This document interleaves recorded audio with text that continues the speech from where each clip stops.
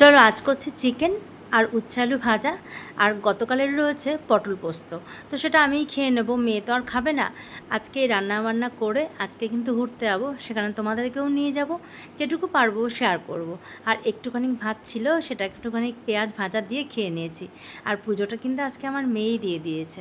আর আমরা সবাই মিলে আজকে ঘুরতে যাব একটুখানি ব্যারাকপুরের মঙ্গল পাণ্ডে ঘাট। আর এই যে গাছগুলো তোমাদের দেখাচ্ছি, একটু একটু গাছের প্রতি বেশ মায়া হচ্ছে। আমার ঘরে কিন্তু বেশিরভাগ পাতাবাহারি গাছই ছিল। ভাবছিলাম ফুল যদি না হয় কষ্ট হবে তখন। আর এখানে ঝুমাতেই আমি, টুসি আর আমার মেয়ে বেরিয়ে পড়লাম। আমি সবসময় চাই যে আমরা মায়েরা যেন বাচ্চাদেরকে খুব যত্ন করতে পারি। হ্যাঁ জানি প্রত্যেকটা মাই তার বাচ্চাদেরকে যত্ন করে। আমি আমার কথাই বলছি। আমার কিছু কিছু কথা এমন করে মনে পড়ে, তখন মনে হয় কি আমার মেয়েকে আমি আর কী দিয়ে সুখ দেবো, এরকমই আমার মনে হয়। আর এখানে খুব হাসি ঠাট্টা করে আমরা গেলাম, কারণ যে টোটোটায় উঠেছিলাম সেটা নেই আর কি, আমরা খুব হাসতে হাসতে গেছিলাম। তো যাই হোক, এখানে দেখো ওরা একটা ঘোরাঘুরি করবেই, আমরাও করেছি। আমরা ঘোরাঘুরি করে তারপরে গিয়ে ঘাটে বসেছিলাম। আর হাওয়া বাতাস কিচ্ছু ছিল না, গুমোট একটা গরম ছিল, তবুও ভালো লাগছিল।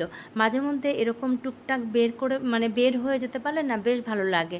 যে প্ল্যান করেই বের হতে হবে তার কোনো মানে নেই, খুব দূরেই যে যেতে হবে তারও কিন্তু কোনো মানে নেই। আর এই যে সূর্য অস্তটা তোমাদের সাথে একটু শেয়ার করলাম।